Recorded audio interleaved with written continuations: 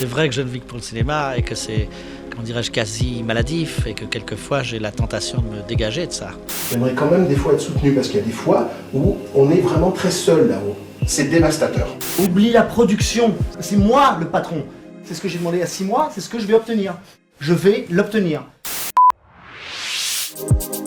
Derrière un film se cache un travail collectif orchestré par un réalisateur ou une réalisatrice. Partagé entre doute, satisfaction, regret et galère, découvrons le parcours de celles et ceux qui se battent pour faire exister leur projet.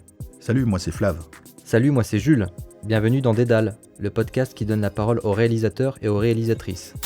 And very often, if you're permitted to follow your idea all the way through, you find that it is right. You find that your instinct is usually good. Pour ce troisième podcast, nous recevons Quarks. Des États-Unis à l'Indonésie, cet artiste multicasquette s'est forgé un parcours atypique, mélangeant peinture, photographie et cinéma. De retour à Paris, Quarks enchaîne plusieurs courts-métrages décalés afin de trouver son univers. En voyage à La Réunion pour un projet photo, il photographie des corps dans une morgue. L'histoire d'un de ces cadavres va le marquer et lui inspirer un long-métrage qui se transformera en moyen-métrage, faute de budget. Un ciel bleu presque parfait voit le jour en 2016. Ce moyen-métrage de 36 minutes va parcourir le monde et tourner dans plus de 150 festivals, dont Sundance, Clermont-Ferrand et Gérardmer. Le film finit par être remarqué par des producteurs permettant à Quarks de repartir en écriture pour le long-métrage. Sorti en salle en mai 2019, ce drame fantastique surprend par son esthétique étrange, son casting étonnant et ses thématiques noires. Écoutons l'histoire de Tous les dieux du ciel. Bonjour Quarks. Bonjour. Salut Flav. Salut Jules. Bon. C'est parti ? Allez. Ok. Quarks, tu peux nous dire d'où tu viens ? Géographiquement parlant, D'où tu viens, qu'est-ce que tu as fait ? qu'est-ce que j'ai fait ? Ouais, avant d'arriver... J'ai un parcours un peu atypique, je pense. En tout cas, un parcours assez ouvert sur pas mal de médiums. On peut dire que je suis artiste, mais alors c'est un mot un peu galvaudé, je pense, en ce moment. Mais je viens... j'ai une formation ciné. Moi, j'ai fait une école de ciné. J'ai pas appris grand-chose, très franchement, là-bas. Donc, ce que j'ai appris, C'était aux plutôt... États-Unis, UCLA. Ouais, j'ai fait 2 ans là-bas où ensuite après j'ai bossé et je pense moi c'est vraiment le travail qui m'a apporté les bases un peu de ma connaissance. Mais j'étais photographe. Alors j'étais photographe de sport. Je faisais les enfants sur les terrains de baseball. Un peu dans tous les États autour de la Californie pendant 2 ans, la main sur le cœur, le lever du drapeau le matin, tout le bordel quoi.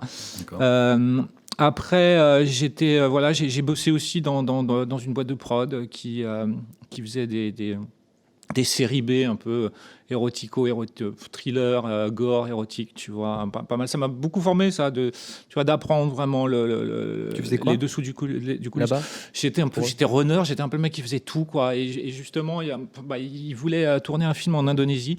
C'était il y a une vingtaine d'années quand je bossais dans cette boîte qui s'appelait Santelmo et ils cherchaient des décors en Indonésie. Les mecs, ils m'ont emmené, ils m'ont dit, vas-y, casse-toi en Indonésie, trouve-moi des décors. Mais je parlais indonésien, faut savoir. Je parle indonésien.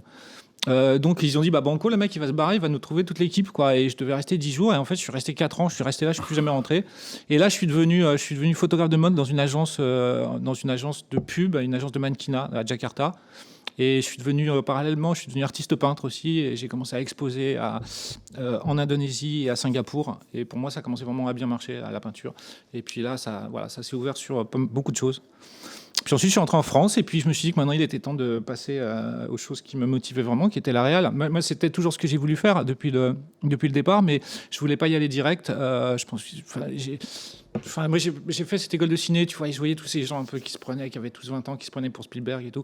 Ça m'énervait, je trouvais que tous ces gars-là, ils se la racontaient, je trouvais que tout le monde était vide à l'intérieur et ils avaient rien à raconter. T'es allé au bout du cursus quand même ? Tu as fini l'école ou est-ce que tu as vraiment été de passage ? Tu t'es dit je me casse, j'en ai marre. J'étais de passage, j'étais de passage. Je même pas allé chercher mon diplôme, hein, putain, c'est pour te dire. J'étais pas du tout scolaire. C'était bien parce que voilà, ça m'a créé un réseau en fait. Le réseau était plus important, plus intéressant en tout cas que vraiment ce que j'apprenais. Et ce que j'apprenais, moi, j'avais vraiment une sorte d'écriture et de la façon dont je fais les films, de la façon dont j'écris et tout, c'est pas du tout scolaire, c'est pas du tout didactique. Même je m'embrouille même encore maintenant avec tous les mecs qui me disent mais c'est pas comme ça qu'on écrit un scénar. Mais moi, après, rien à foutre. J'ai vraiment une façon très psychanalytique d'écrire. C'est pour ça qu'on en parlait tout à l'heure. Mais bon, les retours de prod, il faut qu'un soir, mais c'est pas pour moi. Ça doit être un jeu, ça doit être un jet psychanalytique que tu balances sur du papier, quoi. Et c'est pas du tout un produit dont t'en as rien à foutre de ce que les autres pensent, de ce qu'ils me disent que c'est bien ou pas bien. Je m'en fous. Je fais vraiment quelque chose de très personnel et c'est vraiment pour moi. Voilà, donc après ça, donc voilà, je voulais pas me lancer dans la réal immédiatement, mais je voulais vraiment m'éduquer l'œil et puis prendre de l'épaisseur, quoi, vivre des choses, quoi. Et c'est ce que j'ai fait, et voilà, et au début des années 2000, en 2005, 2006, je suis rentré en France, je suis rentré à Paris, et là, je me suis vraiment lancé dans le court-métrage. J'ai continué la peinture en parallèle, parce que j'avais une super galerie à Paris qui m'aidait à vivre, donc j'avais vraiment pas besoin d'avoir un boulot alimentaire encore, parce que ça se passait quand même pas mal, et je pouvais un peu dépenser mon fric, justement, sur mes premiers cours, quoi.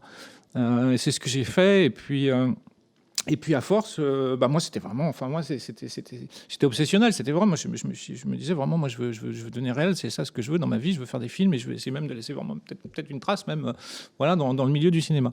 Et puis petit à petit, c'est ce qui se passe, quoi, parce qu'à force de faire des films, à force de commencer à faire des petits films, t'en fais des plus gros, et puis on commence à parler de toi, et puis tu commences à passer dans les festivals, et puis jusqu'au jour où t'arrives à Sundance, et puis attaque, et puis tu fais ton film, et puis voilà, les choses démarrent. Les choses évoluent, ouais, bien sûr. Bien. Donc à peu près, je te fais des résumés, hein, mais c'est à peu près ça mon parcours, quoi. D'accord. Et sinon, qu'est-ce qui t'a donné envie de faire du cinéma ? Enfin, quel film ou quel metteur en scène Je pense que c'est mon père qui m'a donné envie de faire du cinéma. Je pense que lui-même était assez cinéphile. Et il m'emmenait beaucoup, je pense, au ciné. Je me rappelle des tout premiers films que j'allais voir avec lui. Puis enfin, ça l'est toujours d'ailleurs, hein, il est toujours en forme. Il est très fan de western. Alors il m'a montré tous les John Ford, trucs, les Sam Peckinpah, la Horde Sauvage et tout ça. Je devais avoir 7-8 ans, tu vois. Donc c'était vraiment tout, j'étais tout petit. Et j'emmagasinais beaucoup. Voilà, ça allait de bons films comme ça, comme les Peckinpah, mais ça allait aussi dans les Terence Hill, les Bud Spencer, tu vois, tous les films, les westerns italiens, voilà. Et puis je me rappelle que c'était vraiment, on était parmi vraiment les premiers à avoir acheté un magnétoscope. Tu vois, fin 70, tu vois, 78, 79, ça c'était avec les Betamax. Donc voilà, donc j'enregistrais tous les films qui passaient à la télé. Je commençais les premiers montages en crash record avec le magnétoscope, je m'en rappelle. Voilà, donc je pense que, et puis bon, je viens un peu d'une famille quand même un peu d'artistes. Ma mère est artiste, elle fait les beaux-arts et tout, mais bon, il me dirigeait pas vers ce biais-là, quoi, mais ça a été vraiment très, très naturel pour moi, et c'était vraiment quelque chose qui s'est vraiment presque imposé, quoi. Je pense que j'aurais été vraiment un bien mauvais commercial ou quoi, et alors je respecte aussi beaucoup, je pense que chacun vraiment a son talent, mais j'aurais été nul, quoi, j'aurais été très malheureux. Donc j'ai eu la chance de pouvoir être quand même dans un environnement familial qui pouvait laisser éclore ce genre d'ambition, et en même temps d'avoir un minimum de talent, et puis de rencontrer aussi les bonnes personnes, et puis voilà, et puis les choses se font comme ça, quoi. Alors du coup, tu fais de la photo, tu fais de la peinture, tu fais du ciné. Comment tu te situes au milieu de ces trois arts, en fait ?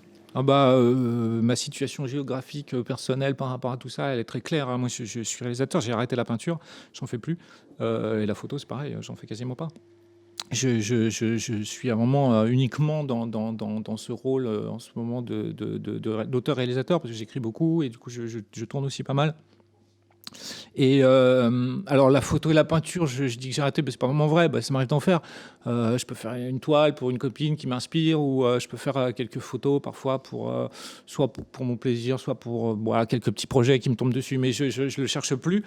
Et c'est très anecdotique par rapport au reste, quoi. Qu'est-ce qui fait que tu fais plus de cinéma alors, dans ces cas-là ? Pourquoi tu t'es dirigé vers ce médium plus que les autres ? Parce que je me suis pas dirigé vers ce médium plus que les autres. Dès mon enfance, c'était mon but. Je me suis dit, moi, c'est ça que je veux faire dans la vie. Mais comme je t'ai expliqué tout à l'heure, je me suis dit pas, jette-toi dedans. Je voulais pas faire comme les autres que je côtoyais, tu vois, qui pensaient vraiment. J'étais assez humble dès le départ. Moi, je me dis, pour l'instant, je voulais emmagasiner de la culture, emmagasiner de l'expérience de vie, m'éduquer l'œil. Et je pense que pour moi, devenir de la peinture et avoir 25 ans de peinture derrière moi, c'est vachement important. Voilà, j'étais comédien aussi quand j'étais en Indonésie. J'étais comédien dans une sitcom, et c'est de la merde évidemment, nul à chier, mais Mais c'était super pour moi parce que ça m'a quand même donné beaucoup d'expérience dans le fait de se retrouver face quand même à la caméra. C'était quand même une direction d'acteur. Enfin, en termes de direction d'acteur, pour moi, c'était vachement intéressant comme expérience. Donc je me suis pas dirigé vers la réal. Je voulais être réal depuis le début et c'était temps pour moi. Il était temps pour moi à un moment d'y aller, quoi. Voilà. Mais c'était juste c'était une ambition qui était là. J'ai jamais voulu être artiste peintre, ça m'est tombé dessus complètement par hasard. Et le fait que ça marchait et que j'ai fait pas mal d'argent avec la peinture, pour moi, c'était une surprise. C'était pas du tout dans mes plans. Alors que faire des films, devenir réalisateur, et puis je voulais pas. Enfin, moi, j'avais vraiment la prétention, et je l'ai toujours, de faire des films importants, quoi. J'ai envie voilà, j'ai pas envie de faire des films pour YouTube ni pour mes potes. J'ai envie qu'ils soient vus, quoi. Ou en tout cas, s'ils sont pas vus, qu'ils aient des critiques. Aussi intenses que positives ou négatives, mais voilà, de pas laisser les gens Indifférents. Voilà, exactement. Ouais. Et même quand tu participes, j'imagine, à tes propres repérages, je veux dire, est-ce que la photo revient là aussi pendant ces... Oui, bien sûr, que ce soit le cadre, que ce soit la photo, que ce soit la composition d'image, etc. Tout vient finalement de là, de mon expérience de peintre et de photographe, mais encore plus effectivement de peintre. Parce que là, on parle de Tous les dieux. Donc, Tous les dieux, j'étais en partenariat avec mon chef opérateur Antoine Carpentier. Et je pense que, pareil, lui aussi, il a un œil quand même très pictural. Il aime beaucoup vraiment habiller son image de lumière, l'habillage de la lumière. Et je vois qu'il y a vraiment une similitude entre justement la peinture et le boulot de chef-op, quoi. Donc on pouvait vraiment bien se comprendre, bien s'entendre. C'est pour ça que je pense qu'on a vraiment fait un bon boulot sur Tous les dieux en termes de look et en termes d'image. Mais évidemment, c'est quelque chose d'hyper important, en tout cas pour moi, d'avoir eu ce parcours-là, ce parcours visuel qui puisse m'éclairer un petit peu plus sur mon esthétisme et de me faire de me donner véritablement un cadre et un univers propre. Voilà. Comment tu définis ton cinéma ? J'aime pas, moi, les définitions, j'aime pas du tout ça, j'ai pas du tout envie de le définir. Je trouve que j'ai pas du tout envie d'entrer dans les cases, et je trouve qu'une définition, c'est vraiment une forme d'emprisonnement. Donc mon cinéma, alors si tu veux comme le définir, c'est un cinéma libre, c'est un cinéma qui raconte les histoires qu'il a besoin de raconter sans vraiment se prendre aucune autre considération en jeu. Je déteste les règles cinématographiques, j'en parlais un peu tout à l'heure, je sais pas du tout, moi, comment est-ce que j'ai jamais acheté un truc de comment écrire un scénario ou quoi, donc moi j'écris ça n'importe comment, c'est pas du tout comme ça qu'il faut faire apparemment, parce que tout le monde me le dit, mais j'en ai rien à foutre, et je suis hyper content de travailler comme ça, je trouve que c'est une liberté, et les choses ne sont pas formatées, je trouve que encore, enfin bon, c'est taper sur le cinéma français, c'est vraiment voilà, c'est pas très original, mais voilà, quand tu regardes ce qui sort, tu comprends que, putain, si c'est comme ça qu'on écrit des scénarios, je suis vraiment content de ne pas avoir cette technique-là, quoi. Ouais, voilà. Donc, définir mon cinéma, comme je te disais, vraiment. Alors, la liberté, c'est dans une case. La liberté, c'est vraiment quelque chose de très important. Mais après, c'est un cinéma qui. On est à mi-chemin entre alors moi j'aime pas, c'est pareil, le mot film de genre, et je le trouve un peu galvaudé, mais à mi-chemin entre du film d'auteur, du divertissement, du film de genre, voilà. Et dans les thématiques que tu abordes, la folie à travers du prisme de la violence et de l'amour. Voilà, ça c'est ma thématique en ce moment. Rasta Kamikaze et Dirty Maurice et Zero Police t'ont permis en fait de pouvoir commencer à... Ils m'ont pas permis rien du tout. Alors bien au contraire, ils m'ont fait plus chier qu'autre chose.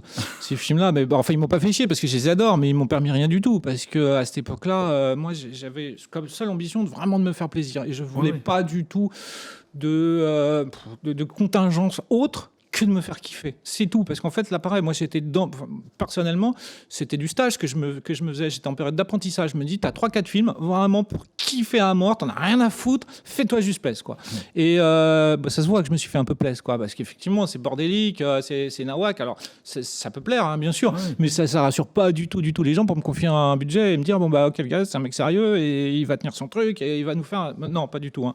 Quand tu vois Rasta Kamikaze ou Dirty Maurice, tu te dis, bon, le mec, il est complètement tripé, ok, il fait des films hyper burlesques et tout, mais il n'y a pas vraiment de fond. Et je suis bien d'accord, bien sûr, c'était pas mon propos à l'époque. Il n'y a pas de fond, il y a juste une forme, tout le monde est taré, tout le monde fait n'importe quoi, et ok, ça fait un bon délire, mais ça m'a pas du tout servi, si tu veux, à me crédibiliser en tout cas. Hein. J'ai dû même du batailler derrière pour me dire... Mec, regarde, c'est pas vraiment moi ça, mais je peux faire autre chose. Hein. C'est ce que j'ai voulu faire. J'ai commencé avec Nuit Noire. D'accord. En fait, là, je voulais. Excuse-moi, alors je suis peut-être allé trop vite pour toi, mais comme en fait, là où je voulais en venir, c'était juste qu'en fait, ça te mettait quand même le pied à l'étrier. C'était ça, en fait. Alors, en fait, même bien avant, parce que moi, j'ai fait mes tout premiers cours, je les ai réalisés en 2000. En 2000, j'ai fait mon tout premier cours, c'est pas le premier film. Et ensuite, j'en ai fait j'en ai fait plein, mais vraiment, c'était des trucs super taré quoi. Et là je continuais d'être peintre et tout, mais tu vois je commençais à toucher un peu, je me suis dit bon vraiment faut te mettre dans le truc. Moi j'ai fait premier film, j'ai fait un film qui s'appelle Omnivore sur un boucher cannibale, après j'ai fait Jouvent sur une tribu d'hommes bébés, comme ça j'en ai fait pas mal hein. Et jusqu'au truc où si tu veux, alors cette trilogie dont tu parles, c'est la fin de mon non-professionnalisme, mais le plus professionnel possible, quoi, quand même, si tu veux. C'est-à-dire que j'étais vraiment encore dans une forme d'amateurisme et de déconnade, en fait. Mais en même temps, il y a quand même un espèce de look assez formel, enfin formel entre guillemets, mais quand même, dans ces trois films. Où j'ai quand même eu envie de poser un peu plus l'esthétisme que ce que j'ai dans des cas de figure dans lesquels j'étais avant, où là c'était vraiment c'était le bordel, quoi. Mais voilà, ouais. Et juste avant, j'en ai fait un qui s'appelle Napoléon de Nazareth, qui est très bon, que je trouve très drôle et que j'aime encore beaucoup, même avec le recul. Et là, je me suis dit que effectivement, à partir de ce moment-là, je me suis dit putain, ouais, essaye de recadrer un peu plus les choses, amuse-toi toujours, mais un tout petit peu moins quand même, essaye d'être un peu plus professionnel. Et à chaque film après, j'ai essayé de monter d'un niveau jusqu'à Nuit Noire, où là, je me suis dit bon bah écoute, là, on va essayer de prendre les choses au sérieux, quoi, et on va essayer de faire un film sérieux. Voilà. En quoi Kamikaze Bang Bang, t'as dit que c'était un film autobiographique. En quoi c'est autobiographique ? Alors, j'ai dit ça, hein. Ouais, je me rappelle avoir dit ça, ouais, c'est vrai. Alors, je parlais pas vraiment de Rasta Kamikaze Bang Bang, je parlais en général de cette trilogie qui m'a été inspirée d'un fait de vie personnel. Parce que juste avant de commencer ça, je crois que j'ai tourné Rasta Kamikaze, je crois que c'était en 2009. Et en 2007, en fait, en 2007, je devais faire mon premier long. Ça s'appelait Marginal Tango. C'était produit par Canal+. Et c'était un projet qui était vraiment très développé. On avait tout. Hein. On avait le casting, les prods, le distrib, la totale. On avait un beau casting pour l'époque, un casting assez taré, mais un casting qui était quand même assez intéressant. Alors, on avait des gens improbables. On avait Jean-Luc Lahaye, on avait Thierry Frémont, on avait Arsène Mosca, on avait Linda Hardy, on avait Zoé Félix. Enfin, il y avait tout plein de comédiens français comme ça. Ils avaient tous dit oui, ils avaient tous signé. Le budget était là. On avait signé les contrats avec Canal. C'était mon tout premier film. Hein. J'avais 30 ans. Et on avait un budget très sympa. En tout cas, pour moi, ça me paraissait dingue. Hein. On était à 2,6 millions pour un tout premier film. On faisait partie de la French Fryer. C'était Manuel Alduy, je crois, qui était à l'époque directeur des acquisitions Canal, avec lequel on bossait.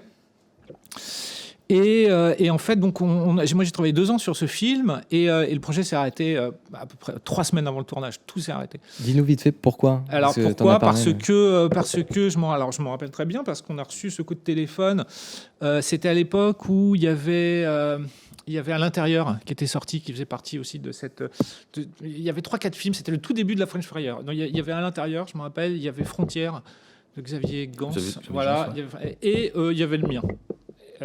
Et en fait, le mien, c'était le dernier, quoi. En tout cas, c'était le dernier à être produit de ce package-là et le dernier à sortir.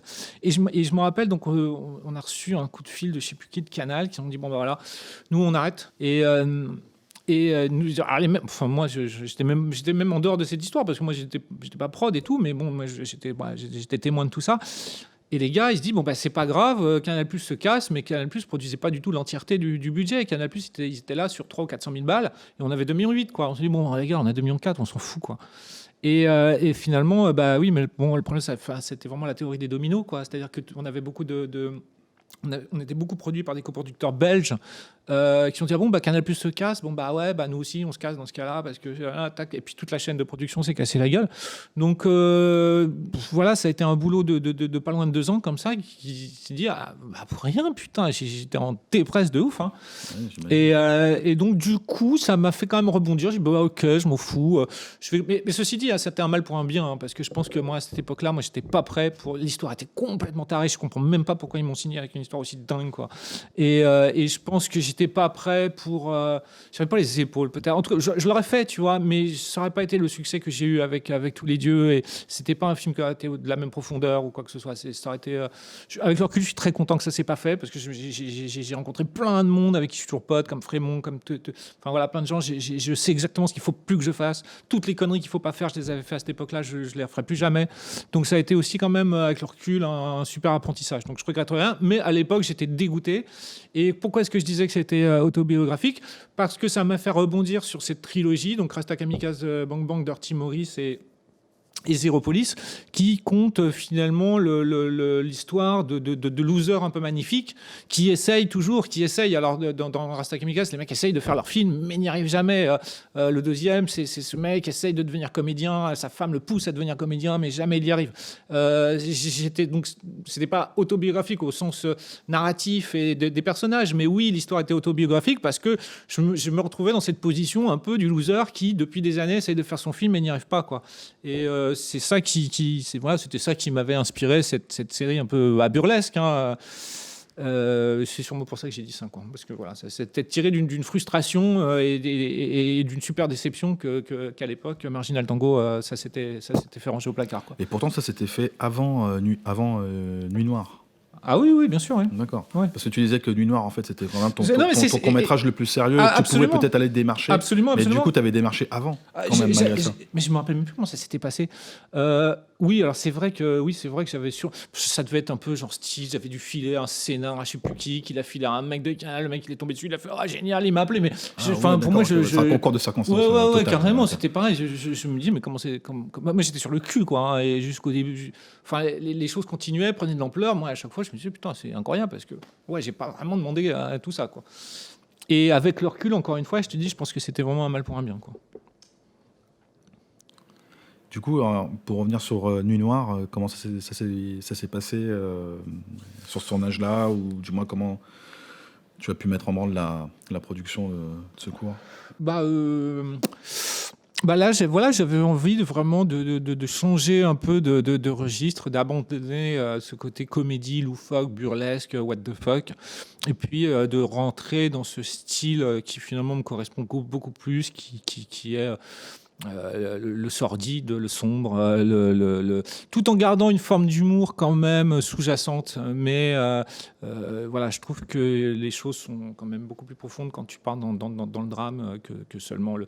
Mais c'était bien, c'était l'époque aussi qui voulait ça. Moi j'étais alors je suis toujours un peu taré, mais quand j'avais 25-30 ans, j'étais vraiment complètement ouf, quoi. Et ça retranscrit, ces courts-métrages qui eux-mêmes sont un peu foufou, tout ça. Ça retranscrit bien la période, l'époque et qui j'étais à cette époque-là. Après, voilà, on évolue tous. On prend de la profondeur, de l'expérience, et je pense qu'à un moment on a aussi envie de changer de registre et puis d'être pris au sérieux. Je pense que j'avais aussi cette envie de me dire moi si je reste, comme je te disais, ça m'avait pas vraiment aidé parce que on m'aimait bien, j'étais le mec un peu délire, tu vois, mais en aucun cas on me prenait vraiment au sérieux comme un mec qui pouvait avoir une carrière en devenir en termes de réal importante. Pas du tout. Je me rendais bien compte que c'était pas non plus un super carte de visite pour faire penser ça de moi aux gens, quoi. Et donc avec Nuit Noire, c'est même pas que j'ai voulu, ça n'a pas été quelque chose de vraiment, je pense, planifié, mais c'était une juste évolution des choses par rapport au temps qui passe et par rapport à la personne ou l'artiste que tu as envie de devenir, quoi. J'avais envie de changer de curseur. Voilà. Tu peux nous parler du point de départ d'Un ciel bleu presque parfait ? Ouais, alors...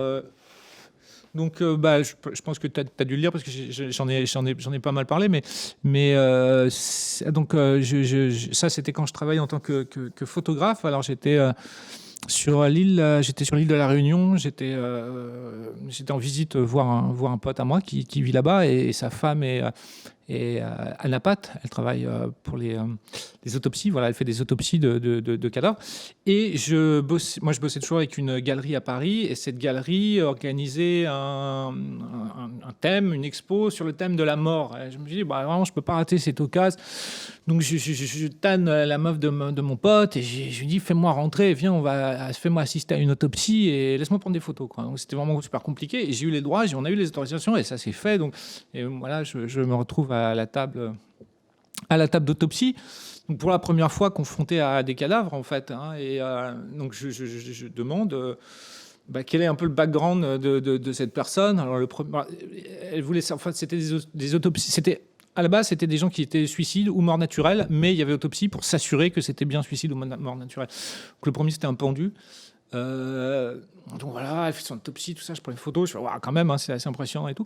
Et puis la deuxième arrive comme ça, puis c'est une jeune femme, comme ça, elle est allongée comme ça, nue sur le truc, et puis je me dis, voilà, est-ce qu'il y a une histoire?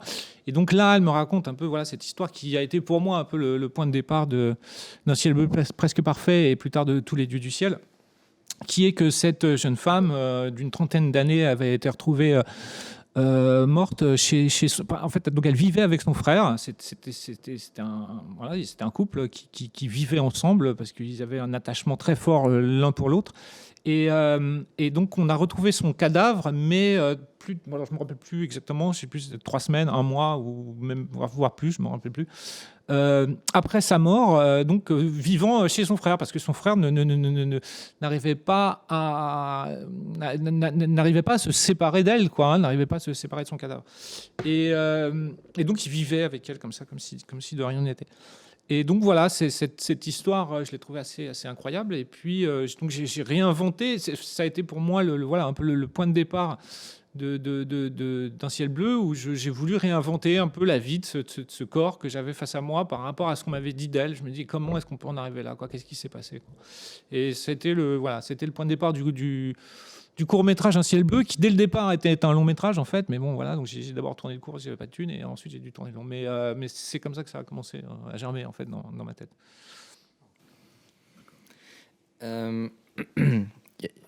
T'as un rapport au remords? Est-ce que ça peut faire partie de tes thématiques aussi? C'est vraiment la thématique du film. Oui. C'est un film qui traite véritablement du remords. Alors non, après, à titre personnel, est-ce que je suis rongé par le remords moi-même? Non, je pense pas. Je pense qu'on peut faire des films. Tu vois, je pourrais faire un documentaire sur un boucher, même si je suis végétarien, mais bon, non, j'ai pas. Non. Tu me demandes si je suis un mec qui a plein de remords. Quel était ton rapport au remords, on va dire? Mon rapport au remords, mon rapport au remords, oui, si. Je trouve que c'est un sentiment super intéressant. Par contre, j'ai un rapport hyper curieux finalement au remords, parce que je pense que c'est quelque chose qui peut vraiment te ronger comme un mal insidieux, mais incurable de l'intérieur. Et c'est finalement toi-même qui te l'inocule. Et ça, je trouve ça intéressant que tu puisses être ton propre poison, quoi. Quand tu as voulu lancer en fait Un ciel bleu presque parfait, est-ce que tu avais pu avoir en fait tout le budget nécessaire pour faire en fait le cours, ou tu avais dû un peu chercher à droite? Ça s'est pas passé comme ça, parce que moi je voulais pas faire de cours dès le départ, je voulais faire direct un long. J'avais le scénario pour un long métrage. Et j'y suis pas arrivé. J'y suis pas arrivé parce que c'est vrai que le scénario, vous avez vu le film, donc tu as vu qu'il y a des éléments quand même qui sont un peu tendus, un peu controversés, quoi. Donc oui, non, ça a rassuré personne. Et puis en plus, c'est vrai que derrière, j'avais quoi? J'avais Nuit Noire, qui est quand même super dark, super violent, super glauque. Et en backup, j'avais Rasta Kamikaze Bang Bang et The Timorous, tu vois. Donc c'était pas, j'avais fait quand même pas mal de docus pour Arte qui quand même me libellait quand même pas trop taré quand même, mais bon, ça rassurait pas les gens. Donc j'ai fait OK, très bien, cool. Ça m'a pas du tout, ça m'a pas arrêté, parce que j'étais persuadé, vraiment sûr et certain, presque pour la première fois de ma vie, que j'avais un scénario de béton armé, et je croyais en mon histoire plus que tout. Je savais très bien que si on me laissait le faire, j'avais un peu d'argent pour pouvoir mettre en image ce que j'avais en moi. Je savais que vraiment le film serait bon, quoi.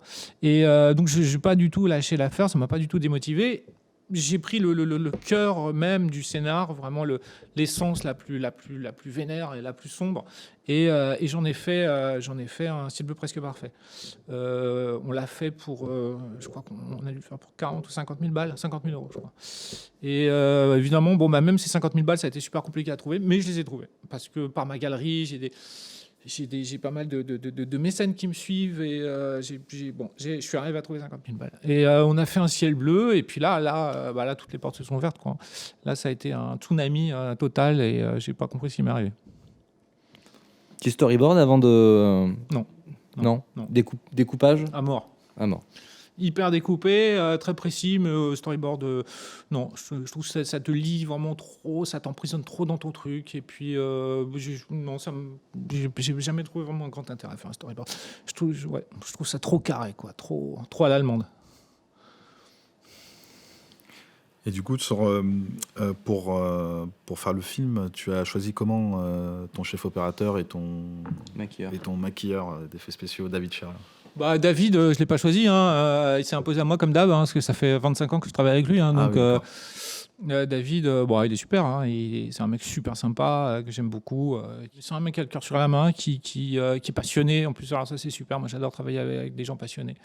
Voilà. Et puis, c'est un mec qui va faire vraiment le même boulot si tu n'as pas de thunes ou si il est bien payé. Tu vois, il va se donner... Et il en fait des boulots mal payés ou pas payés, il en a bouffé, David. Donc c'est vraiment, c'est un mec que j'aime beaucoup et il a bossé sur presque tous mes projets. Donc lui, je l'ai pas choisi. Il était dans la valise avec. Et Antoine, j'ai fait un casting chef op. J'en ai vu pas mal et puis on s'est bien entendu avec Antoine. Je me suis arrêté sur lui puis on a fait ce qu'on a fait. D'accord. Et généralement, chez un chef opérateur, tu cherches quoi là, il faut tous me détester, mais la première qualité d'un chef op, c'est qu'il me casse pas les couilles. Ça, c'est vraiment la toute première des qualités que doit avoir un chef op. Alors malheureusement, c'est généralement pas leur qualité première. En tout cas, ceux que je connais mettent beaucoup trop enfin, ils sont trop intrusifs sur mon esthétisme. Voilà, moi, je trouve en tout cas pour moi, c'est ma vision. Je trouve qu'un chef opérateur doit se mettre au service d'un auteur ou d'un réalisateur. Si cet auteur-réalisateur a une véritable vision, c'est vrai que comme 90% n'en ont pas. Très souvent, le chef-op a pris l'habitude d'être un peu réel, quoi. Mais le problème, c'est qu'avec moi, ça marche pas du tout, ça, cette histoire. Et du coup, on est directement dans un clash tout de suite parce que j'accepte pas du tout ça, quoi. Et il y en a qui sont assez véhéments à se dire non, c'est comme ça et c'est comme ça qu'on va tourner. Oui, mais non, parce que je sais exactement ce que je veux. Et donc voilà. Donc ça, c'est un peu compliqué parfois pour moi pour travailler avec. Après, tu disais que tu n'étais pas aussi scolaire. Peut-être que ça peut en effrayer plus d'un. Peut-être. Alors oui, effectivement, oui, peut-être. Absolument. Voilà. Bon, après, notre collaboration avec Antoine sur ce film, c'est quand même globalement très bien passé. Mais voilà, donc tu me dis, pour moi, quelle est la première, c'est la première qualité d'un chef-op, c'est de se mettre au service d'un auteur et d'un réalisateur. Et pas forcément... Alors, il peut très bien apporter son univers. Moi, c'est ce que je cherche, bien sûr. Je ne serai pas simplement un technicien. Il peut d'ailleurs me faire toutes les suggestions qu'il me veut, mais il ne peut pas m'imposer des choses. Et souvent, je trouve qu'un chef-op m'impose des trucs, et ça, j'ai du mal. J'avoue que j'ai beaucoup de mal. C'était quoi vos inspirations ? Rien du tout, parce que c'était un parti pris dès le départ, parce que justement, je voulais vraiment prendre le contre-pied des choses que j'avais faites avant, et les trucs que j'avais fait avant, alors justement comme Rasta, comme tout ça, c'était hyper référencé. Il y avait une référence sur chaque plan, quoi, où je me suis dit allez, c'est un peu le jeune réal qui veut rendre hommage à tous les films qu'il a aimés, à toute la tambouille un peu, tu vois, pop culture que le gars il a emmagasiné depuis des années. Et là vraiment justement avec un ciel bleu, j'avais des demandes, moi je veux vraiment faire un film ultra personnel, mais en fait tu n'y arrives jamais à te fermer à toutes les influences, quoi. Mais c'était vraiment ma démarche. Je me suis dit, je veux m'inspirer de rien, être influencé par le minimum de choses et vraiment écrire une histoire que j'ai en moi, qui m'a été influencée par ce discours dans cette salle d'autopsie. Et c'était pas un film référence ou un film clin d'œil ou un film comme ça. ça a été un parcours où je m'étais dit, je voudrais vraiment partir d'un univers personnel et essayer de le mettre en exergue et de le développer. Donc le côté mood board et tout, non, il n'a pas du tout eu lieu avec tous les dieux. C'était vraiment des discussions, que ce soit avec les comédiens, que ce soit avec Antoine, que ce soit avec la chef déco, pour essayer de trouver un univers qui colle à l'histoire, mais pas du tout de devoir s'inspirer de ce que j'ai aimé.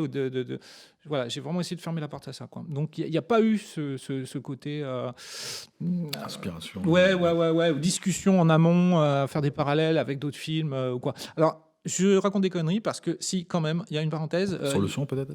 Non, pas sur le son, sur ma séquence d'Alien de fin, de trucs. C'était vraiment, alors là, je voulais faire un petit clin d'œil parce que quand même, un film que j'avais beaucoup aimé qui s'appelle Fire in the Sky. Fire in the Sky, c'est un film de 92 sur une abduction alien comme ça. Et donc, que ce soit le look de mes aliens ou que ce soit même certains découpages de plans, etc., c'était vraiment un clin d'œil à Fire in the Sky. Mais en aucun cas, ça influence le film ou quoi que ce soit. Donc, c'était épisodiquement sur une petite séquence. D'ailleurs, une séquence onirique qui n'a pas d'existence réelle, en fait, dans le film. Mais donc voilà, il y avait un petit clin d'œil à Fire in the Sky. Mais pour le reste, alors j'ai peut-être complètement pas réussi mon coup parce que avec le recul je vois bien que finalement en fait il y a plein de petites influences indirectes. Tu t'es fait rattraper quand même inconsciemment. Oui, bien sûr, inconsciemment. Voilà. Ça revient, mais c'était pas en tout cas voilà, ma démarche c'était de rester le plus frais possible et le plus inventif et voilà le plus personnel. Oui, puis tu sollicites l'imaginaire des gens quand tu leur pompes pas, quand tu leur montres pas une photo, c'est eux qui font la démarche dans leur tête. Bien sûr. C'est sûr.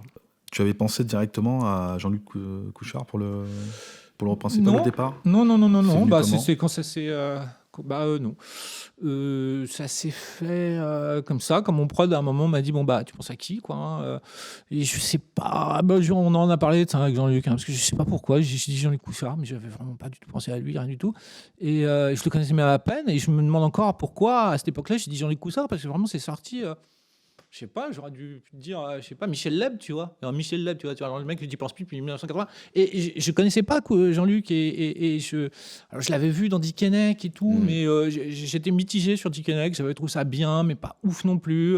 Lui, il m'avait marqué, c'est vrai, ce petit côté Joe Pesci et tout, je l'avais trouvé super. Et après, quand j'ai dit que peut-être je serais peut-être intéressé par bosser avec Jean-Luc, j'ai commencé à regarder un peu tous ses films. J'avais vu Dead Man Talking, que j'avais beaucoup aimé. Et en fait, et plus j'en parlais, je me suis dit, bah ouais, c'est super en fait, parce que j'ai vraiment envie de l'employer à contre-emploi. Je pense que Jean-Luc, c'est un comédien génial, exceptionnel. Il a vraiment un talent de ouf, ce mec, et c'est un petit diamant comme ça. Et je trouvais qu'à cette époque-là, alors je veux pas non plus me jeter des fleurs en me disant, bon bah moi, enfin, je lui ai proposé un rôle, faut pas déconner. Il a eu d'autres rôles avant moi, mais je trouve qu'il y a quand même quelque chose qui le sort complètement de sa zone de confort et de l'acteur un peu deuxième couteau marrant dont on a l'habitude de voir. Et moi, je pense que Jean-Luc, bien qu'il a toute raison d'être fier de sa carrière, il n'était pas forcément utilisé au maximum de ses capacités à chaque fois. Il a eu quelques rôles dramatiques. Dans Calvaire par exemple, mais c'était sous-exploité. Il était voilà. Donc je trouvais que c'était vraiment bien, que ça fonctionnait. Et puis dès que j'ai commencé à le rencontrer, à faire quelques petits essais, je me suis dit génial, putain, je suis tellement content de bosser avec lui parce que on s'est super bien entendu. C'est un mec génial et puis il s'est donné à 100% parce que il adorait le film et pour lui aussi, il s'est dit voilà, c'est vraiment une occasion aussi de montrer une autre facette de ma personnalité, de mon jeu d'acteur, de ce que je peux apporter, de ce que je peux amener en termes d'émotion. Et voilà, je trouve que strike, super, trop bien. Donc du coup, le contact s'est fait rapidement avec lui. Ouais, il était chaud direct.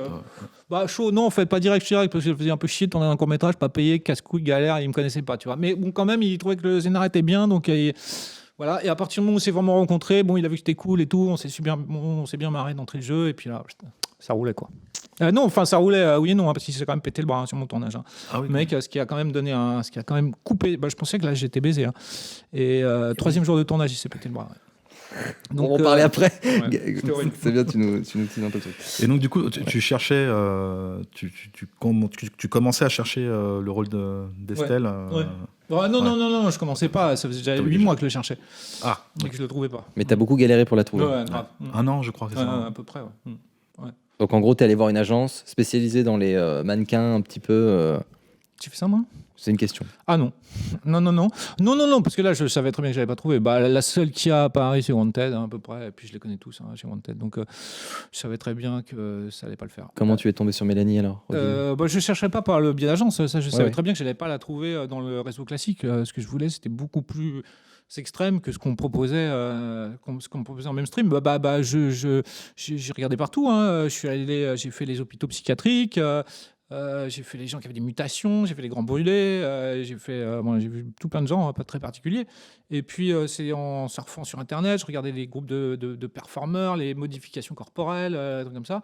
Et puis, les anorexiques aussi. Alors, j'ai fait beaucoup. Je devais travailler avec cette jeune fille qui avait fait la campagne Benetton. Oui. Elle est morte. Et elle est morte décédée, quelques. ouais, En fait, elle devait jouer dans Zero Police. Et elle est morte quelques semaines avant le tournage. Mais de par sa connaissance, elle m'avait présenté plein de personnes anorexiques extrêmes, comme ça. Et voilà, à chaque fois, pour plein de raisons, j'ai rencontré des gens extraordinaires. Mais il n'y avait pas cette émotion qui passait. Et puis, il y en avait d'autres qui étaient très réticents. Et puis, voilà, moi, je lui demande quand même de tourner nue pour les 3/4 du temps. Elle est en couche-culotte, elle se fait violer et tout. Donc, c'est quand même quelqu'un qui doit avoir un rapport au corps. À la fois, elle doit être à l'aise avec son corps et pourtant avoir un corps complètement hors norme. Donc, c'était vraiment très difficile. Et un jour, je tombe, en cherchant, je tombe sur une interview de Mélanie, quoi. Et puis, je me suis dit, putain, voilà, c'est elle, quoi. Et là, justement, c'est facile à contacter Non, pas facile, facile. Parce que elle, j'avais vu dans une autre interview qu'elle disait, moi, le ciné, j'en ai rien à foutre, on me propose plein de trucs, je veux pas le faire, on me fait chier. Bon, je fais, putain, mal barré. Et puis, elle n'a pas d'agent en plus, parce qu'elle veut rester libre et tout. Donc, super galère. Et j'arrive quand même à trouver son contact. Et puis là, je lui envoie le scénar. Je lui explique un peu. Je dis, tu me connais pas, tout ça. C'est un film un peu bizarre et tout. Mais je sais que c'est fait pour toi, quoi. Et moi, ce film, je peux pas l'imaginer sans toi. Et puis direct, elle me rappelle, elle me dit, mortel, j'ai trop aimé le scénar. C'est exactement ce que j'attendais pour me lancer dans le ciné. Et c'est ça que je veux faire, quoi. Et puis bon, voilà. Et puis 15 jours après, elle est à Paris. D'accord. C'était super. Ouais. C'était génial de bosser avec elle. Pourquoi c'était génial? Parce qu'elle a accepté, elle a jamais vraiment cherché à discuter, ou elle s'est mise à ton service? Bah si, on a vachement discuté du rôle ou quoi. Ah non, mais elle m'a jamais. Elle t'a jamais mis de bâton. Non, jamais. Elle s'est poussée, elle a poussé son corps et c'est jusqu'à vraiment ses dernières limites. Je crois qu'elle en parle parce qu'il y avait un sujet sur Trax qui a été fait sur elle où elle revient un petit peu sur son expérience sur le film. Et elle disait que c'était vraiment l'expérience la plus dure qu'elle avait jamais faite dans toute sa vie, quoi. À un moment donné, elle est dans une piscine aussi. Elle a failli mourir. Je crois que ça, c'était compliqué physiquement pour elle. Elle a failli se noyer. Vraiment, on n'est pas passé à côté du drame. Là, on est passé très proche. Et donc voilà, donc c'était vraiment, elle s'est mise en danger plusieurs fois. Et voilà, bon, Mélanie, c'est quand même une personne assez fragile. Elle est frêle, mais une vraie punk à chien, en fait. Tu vois, coriace à mort, elle y allait à fond. Et puis, elle s'est pas économisée. Donc c'était un bonheur total. Et puis tout ce qu'elle arrive à faire passer comme émotion sans jamais parler, c'est ça que je cherchais et que je trouvais pas, en fait. Et c'est vraiment au-delà de son physique incroyable, finalement c'est pas ça sa vraie force. Sa vraie force, c'est justement le fait de pouvoir faire passer autant d'émotions juste avec un regard. Et elle l'explique aussi très bien, ça, dans ce documentaire qui a été fait sur elle par Trax, c'est qu'elle a eu tellement d'opérations dans sa vie, elle a passé tellement de temps à l'hôpital, que pour elle, c'est quelque chose de très naturel d'être allongée dans un lit et de ne pas pouvoir parler. Elle m'a dit, moi, c'est les 3/4 de ma vie, ça a été ça. Donc, en fait, tu m'as pris vraiment... c'est super, parce que j'incarne ce rôle, je le connais par cœur, quoi. Et je peux vraiment, je peux vraiment mettre des choses à ton service. Et voilà, donc c'était une alchimie vraiment incroyable entre Jean-Luc et Mélanie, parce que c'est complètement improbable de réunir ces deux comédiens dans un film, je pense. Du coup, le film sort et part en festival. Et à ta grande surprise, ça part aussi bien à Clermont-Ferrand qu'à Sundance, qu'à Gérardmer. Tu pars du cours, là? Oui, du cours, ouais. d'un ciel bleu. Ouais. C'est accueilli comment? Parce qu'en fait, on se dit pas forcément que ça va autant plaire. Parce que c'est quand même des publics assez différents. Franchement, dans l'énorme ensemble, honnêtement, franchement, j'avais des super retours. J'avais vraiment des super retours. Alors, Bah, j'aime bien en parler vraiment, mais un peu comme une anecdote, tu vois, mais c'était vraiment pas représentatif du film. Mais c'est vrai qu'à Clermont, parce que Clermont, c'est vraiment un festival ultra généraliste, où, je sais pas, t'as le catalogue du film de Clermont, c'est un pavé qui fait 2000 pages, c'est vrai que nous, on était vraiment le seul encart où il y avait en rouge, bon, interdit, machin, aux enfants, moins de 17-18 ans, machin, tout le truc. C'était vraiment le seul film qui avait une espèce de, de warning, tu vois, dessus.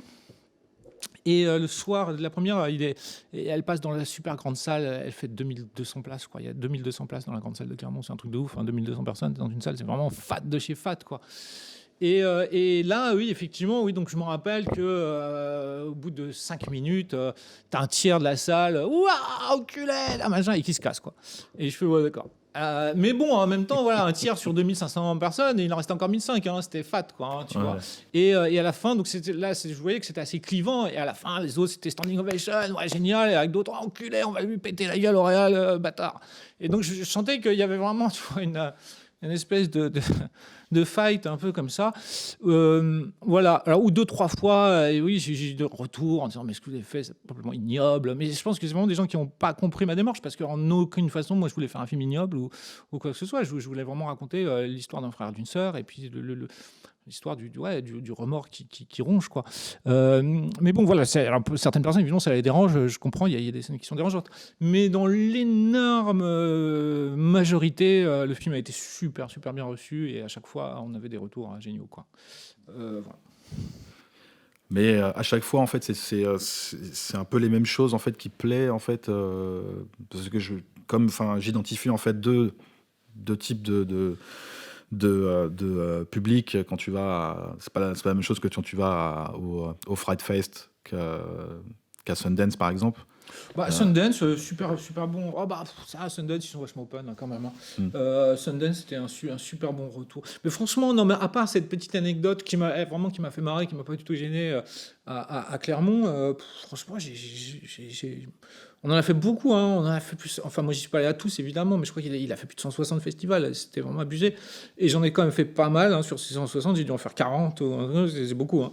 Je vois mon arbre à accréditation. Et j'ai très très peu de souvenirs vraiment de critiques super négatives ou quoi. Même en presse, hein, alors les seuls qui nous ont défoncé, c'était les Ramas, mais sinon, franchement, toute la presse française, elle a été super cool avec nous. Malgré que ce soit pas forcément un film facile, pas un film très très très très linéaire ou très normatif, on va dire, mais voilà, on a vraiment des super critiques. Quand tu vas sur le truc d'Allociné, tu te dis putain, franchement, ils ont bien compris ma démarche et ils ont été très sympas avec le film.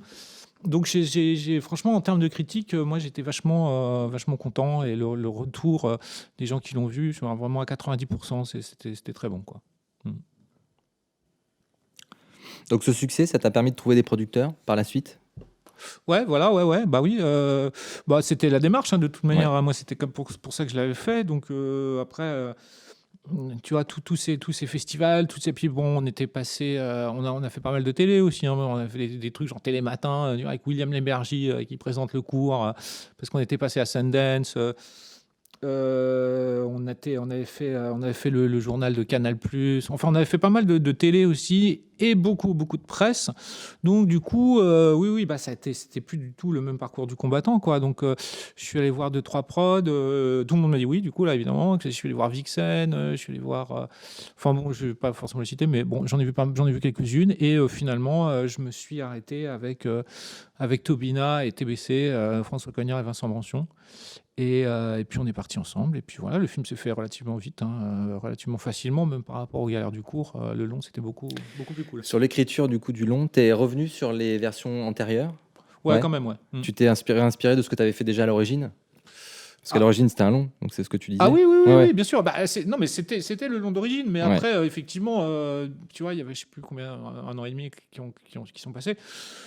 Donc je commençais vraiment à cerner véritablement le projet, voir ce qui pouvait aussi ne pas vraiment fonctionner. Donc oui, il y a eu un retravail de réécriture à la fin du court-métrage. Je suis revenu sur le long. Et il y avait cette petite fille, tu vois, Zélie, la petite qui est dans le film, qui n'était pas dans la première version, tu vois, que j'ai incluse dans la réécriture du long avant la production. Donc oui, il y a eu des retouches, mais bon, globalement, voilà, l'esprit est le même. Et, j'ai pas fait de concession en tout cas. Là, je peux dire que ce soit Vincent ou François, ils n'étaient pas intrusifs. Ils me donnaient leurs opinions parfois, leurs conseils. Parfois, on n'était pas d'accord.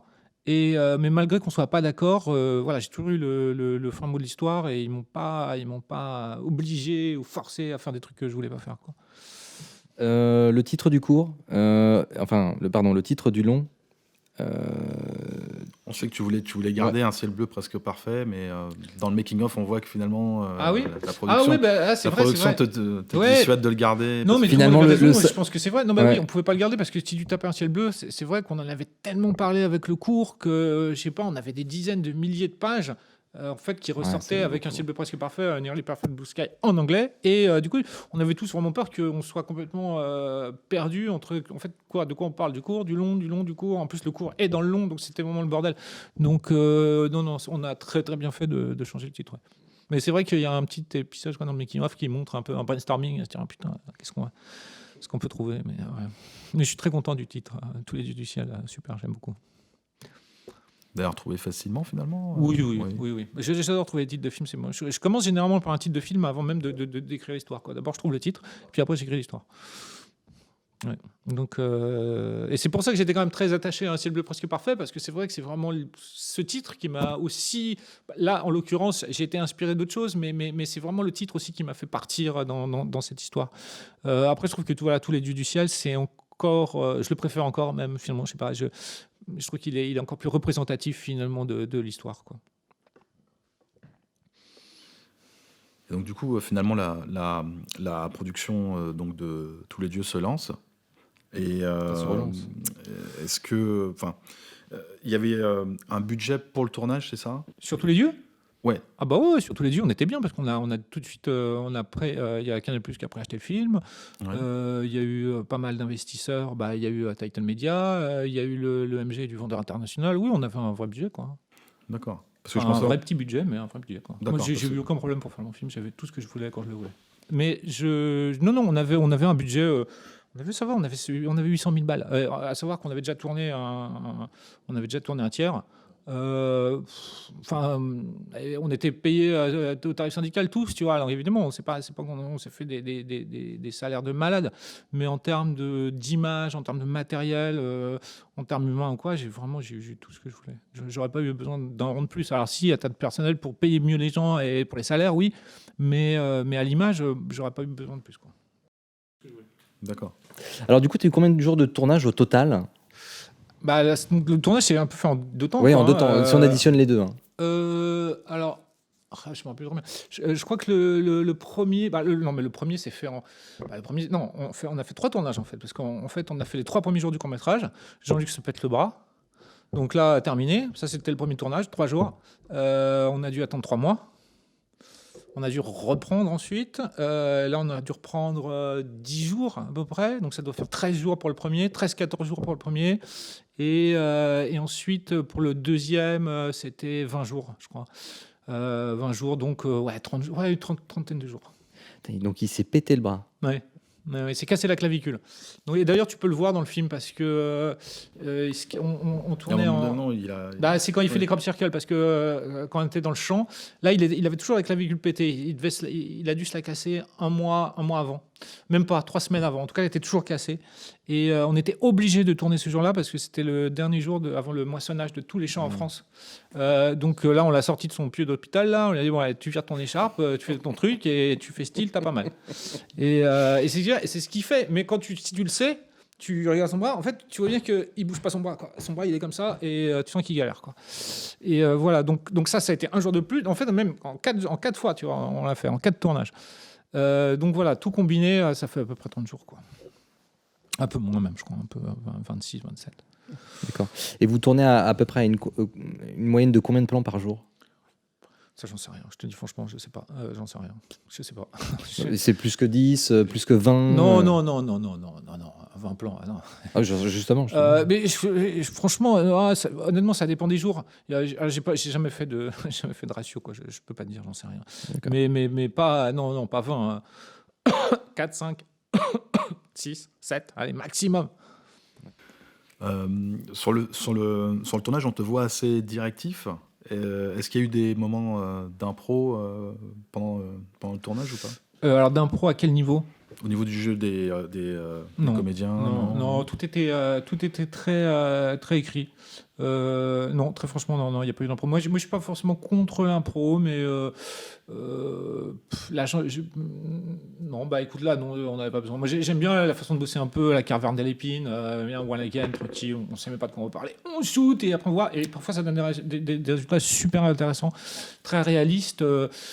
Mais j'étais pas forcément dans un réalisme pur de jeu hyper sociologique. Donc non, il y avait pas d'impro, tout était très écrit. D'accord. Est-ce que tu as tenu ton plan de travail? Tu as dû faire des concessions? Est-ce que tu as eu des problèmes? Bah, des problèmes, oui, 1000. Enfin, je veux dire, ça, non, effectivement, dans le type de problème que je veux parler, c'est est-ce que tu as manqué de temps? Est-ce que du coup, sur certains plans, tu as dû faire des concessions? Bah, je sais pas que je me rappelle, non, il me semble pas. Non, Est-ce qu'il t'est arrivé de revoir, par exemple, Si, oui. un plan parce que tu voyais... Oui. Ouais.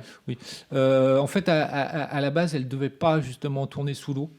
Les séquences sous-marines, elles ne devaient pas avoir lieu. Je devais tourner en fait sur un pont génial qui est en Allemagne, mais au fin fond de l'Allemagne, juste à côté de la Pologne. Et c'est un pont qui, par le reflet de l'eau, tu vois, c'est un pont en rond comme ça. Le reflet de l'eau fait un cercle parfait. Et ça s'appelle le pont du diable, je crois. Et ce pont, il est hallucinant. Genre, tu te crois vraiment, tu penses pas que tu es dans un monde réel, quoi. Ça te donne une ambiance complètement folle. Et je voulais tourner là-bas, cette séquence onirique. Et là, c'était trop compliqué. C'était trop cher et c'était trop relou. Et donc, oui, ça, j'ai pas pu le faire. Mais ça m'a pas vraiment plus dérangé que ça parce que je trouve que les séquences sous-marines sont vraiment très sympas. Et c'est pas plus mal. Donc, pareil, un mal pour un bien. Mais c'est le seul truc que je voulais faire que j'ai pas pu faire. Sinon, non, franchement, non. Comment tu règles tes problèmes? Quand tu as des conflits sur le plateau, comment tu les règles? Que ce soit avec technicien ou comédien. Moi, j'ai pas de conflit à part avec mon chef-op. Non, avec personne, j'ai de conflit. Moi, j'aime bien, tu vois, j'aime bien quand même. Je trouve que tout ça, moi, j'aime bien bosser dans le plaisir quand même. J'aime bien pouvoir rigoler avec des gens sérieux, quoi. Évidemment, si tu commences à faire n'importe quoi, à être bourré, taper de la coke sur le truc et faire des conneries, là, ça va pas le faire. Mais je bosse pas avec des gens comme ça, je bosse avec des gens super carrés, machin, et qui aiment bien déconner aussi. Moi aussi, j'aime bien déconner. Donc, ça se passe plutôt dans la bonne ambiance et dans le bon délire. Après, parfois, il y a des tensions, quoi, mais relativement rares. Et c'est vrai que là, quand il y a des tensions et que je me dis que je le prends vraiment comme une agression personnelle un peu parce que j'ai l'impression que quelqu'un me freine dans ce que je suis en train de faire, quoi. Et très vite, effectivement, alors là, je peux vraiment devenir agressif si je sens que c'est pas justifié et que pourquoi cette personne me fait chier d'un coup, quoi. Et alors ça a pu arriver 2-3 fois. Mais sinon, honnêtement, franchement, ça va. Je pense pas être un mec très difficile avec lequel bosser et je te dis, j'aime bien qu'on se marre bien, j'aime bien qu'il y ait une bonne ambiance, quoi. J'aime pas bosser dans la gueulante du matin au soir, quoi. Et j'essaye de m'entourer de gens avec lesquels je me dis ça se passera comme ça, quoi. Donc quand je vois que les gens sont casse-couilles ou quoi, même s'ils sont très très bons, j'ai pas envie de bosser avec eux. Voilà. Et là, du coup, c'est ta première expérience, je crois, aussi en tournage studio. Ouais. Du coup, ouais. L'expérience à refaire. Super. Je préfère toujours les décors naturels. Mais j'avais vraiment pas envie de tourner en studio. Il s'avérait que j'avais pas le choix parce que je devais reconstruire des décors préexistants qu'on avait déjà filmés. Donc ils n'existaient plus. Donc il fallait qu'on refasse les décors vraiment à l'identique. Les décors de la maison qui avaient été rasés entre le court-métrage et le long-métrage. Il a fallu qu'on reconstruise en partie cette baraque. Et évidemment, mais je pense que j'aurais pas été le seul parce que malgré que, comme je disais, on avait un budget, on avait quand même très peu de budget, quoi, hein. Pour un long métrage, c'était quand même ric-rac, et puis c'est quand même très déstabilisant de se dire que tu as tourné déjà une partie des séquences dans un décor qui n'existe plus, et tu vas être obligé de faire au poil de cul le même, sinon tu vas passer pour un con, quoi. Ça va se voir tout de suite que c'est pas vrai. Et puis nous, on avait c'était toute la chambre d'Estelle, tu vois. Donc il y avait beaucoup de points de repère. Il y avait ce papier peint qui était hyper galère avec des petites déchirures à droite, à gauche. Mais putain, il fallait tout. Voilà, les mêmes fenêtres, les mêmes radiateurs, le même parquet. Ouais, ça m'a fait un peu flipper. Je me suis dit putain, on va se foirer là et ça va être tout naze. C'était un peu ma flip et non, finalement, c'était super. Ouais. Ils ont bossé comme des oufs et le travail des coups. été génial. Donc ouais, c'était finalement une très bonne expérience. Bon, j'imagine le choix s'est fait avec le chef-op, mais tourner en RAID et tourner à 25 images secondes. Alors on a remarqué ça, que vous avez tourné en 25 images secondes et pas à 24. Est-ce que quelle est la raison de ces choix? J'en ai aucune idée. Bon, je sais pas. Je suis pas technicien. Je sais pas. Pour c'est Antoine, il a fait 25, c'est bien. Je fais OK, vas-y 25. Donc, on ne montrera pas cette question. Non, mais j'exagère un peu quand je dis ça, mais c'est vrai que moi j'aime bien me remettre. J'aime bien bosser avec des gens dont j'ai vraiment pleine confiance et qui. Moi, c'est vrai, c'est la vérité. Hein, je suis pas un technicien. Je veux dire, pourquoi tu tournes à 25 ou pour à 24 franchement, j'ai pas une réponse hyper affirmée, tu vois, à te donner. Je pense que voilà, moi, je suis plus. Voilà, j'ai une fibre artistique et je pense que je suis un auteur qui peut avoir des trucs à raconter. Mais après, c'est au chef-op de décider si je retourne à 24 ou 25. À moins que moi j'ai une prérogative très précise sur le sujet, je ferme ma gueule et je fais confiance à des gens qui en savent plus que moi. Et là, apparemment, c'était le cas. Voilà. Mais pourquoi dans 25 ? T'as raison, je vais lui poser la question. Tiens. J'ai déjà posé la question. Ah bon, il t'a répondu ? Oui, Bérangère. Alors, c'est quoi la réponse ? Je serais content. Écoute, je te donnerai la réponse tout à l'heure. Ouais, mais toujours fine. Mais il me la donne aussi, la réponse, tu vois, mais je comprends rien. Je trouve que je suis bon. Ouais, ok, d'accord. Puis, c'est de la masturbation. Ouais, c'est un peu de la branlette. Je suis d'accord. Alors, pourquoi le choix du cinémascope ? Parce que j'avais vraiment envie de tourner un peu la campagne comme en western, quoi. Et c'est un huis clos en plus, donc j'avais envie de faire un huis clos avec de l'espace. L'intérieur un peu de cette ferme, ça peut quand même représenter son propre, sa propre pauvreté psychologique, quoi, sa déliquescence en lui-même avec cette ferme qui tombe elle-même aussi en ruine. Et donc à la fois, je voulais rester confiné à l'intérieur de son esprit, à l'intérieur de cette bâtisse, mais tout en ouvrant l'horizon, parce que voilà, j'avais envie de tourner la campagne comme un western spaghetti, quoi. Quel était le meilleur moment du tournage ? Est-ce que tu as une anecdote positive C'était le meilleur moment. Je sais pas, il y en a eu plein. Ça m'a vraiment apporté, oui, évidemment, beaucoup de bonheur. Je pense que peut-être que le meilleur moment, c'était le clap de fin, quoi. Quand on s'est dit, putain, ça y est, voilà, quoi, on l'a fait. Hein. Ça a été quand même un moment assez émouvant. Le début aussi, évidemment, le premier jour, quand le film a repris, vraiment, ça, c'était vraiment un super moment. Quand le long a repris après 1 an et demi de pause pour lequel on a terminé le cours, et qu'on s'est dit voilà, que tout a repris, que maintenant on repartait avec un budget, et qu'on savait qu'on faisait quelque chose de concret, quoi. C'est-à-dire voilà, on avait un long, on savait qu'on allait diffuser sur Canal, on savait qu'on allait sortir en salle, etc. Donc évidemment, c'était vraiment un moment sympa où tu te dis voilà, tu sors un peu de l'underground, de la galère, de l'autoprod, etc. Tu dis, là, vraiment, tu es accompagné, tu bosses avec des gens qui croient en toi, qui t'épaulent et tout. Donc, évidemment, c'est super agréable. Voilà, c'est super agréable. Mais sinon, vraiment, il y en a tellement des anecdotes sur un tournage que finalement, en sortir une. Je me rappelle que tu me parles de positif, mais ouais, le cassage de bras de Jean-Luc, ça, c'était vraiment quand même une super anecdote, quoi, hein, de ouf. Mais après, finalement, des anecdotes de galère qui, sur le moment, sont pas du tout drôles, mais à la fin, avec le recul, tu t'en rappelles comme finalement des moments de stress, mais plutôt marrants, quoi. On avait un sanglier qui a bouffé un décor la veille du tournage. On n'avait plus de décor. On avait le champ dans lequel on voulait tourner, justement un des tout derniers champs en France, encore debout. Il y avait un éclair qui est tombé dessus, incendie. Tout le champ il a cramé, quoi. Alors, on n'avait plus de champ à la fin. Et la veille du tournage, c'était Sandra à dire de prod, je sais pas comment elle a fait, un agriculteur. Après, tous les agriculteurs de France, on en a retrouvé un. Ouais, des trucs un peu de stress comme ça, un peu finalement sur le moment pas drôle du tout, mais avec le recul, quand tu sais que tout s'est bien passé, tu te dis ouais, c'était sympa, quoi. Alors la durée de la post-prod. Alors évidemment, en ajoutant les deux, en mettant bout à bout, il y en a eu pour combien de temps ? Je t'avoue, je me rappelle même plus combien de temps. Je sais plus. Quelques mois, quoi. Je sais pas, 4 mois, 4 mois à peu près, je crois. À la virgule près, je me rappelle plus trop, mais pareil, c'était pas, ça allait, quoi. Hein. Voilà, j'avais un super étalonneur, des studios super, mix pareil. C'était un vrai confort, quoi. Donc, ça m'a pas paru super long. Je trouvais que ça roulait vite, les choses se passaient super bien.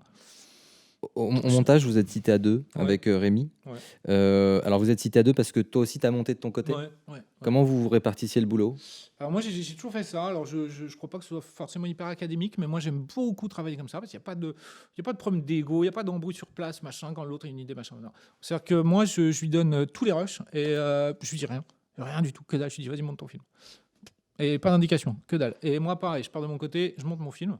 Et au bout de 3 semaines, un mois, on se rejoint et puis on se montre nos travails respectifs et ensuite on fait un best-of, quoi.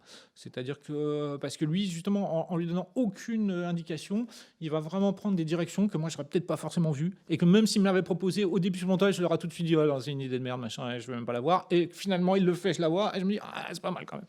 Donc voilà, ça me permet d'aller sur des chemins que je n'aurais pas forcément pris au départ.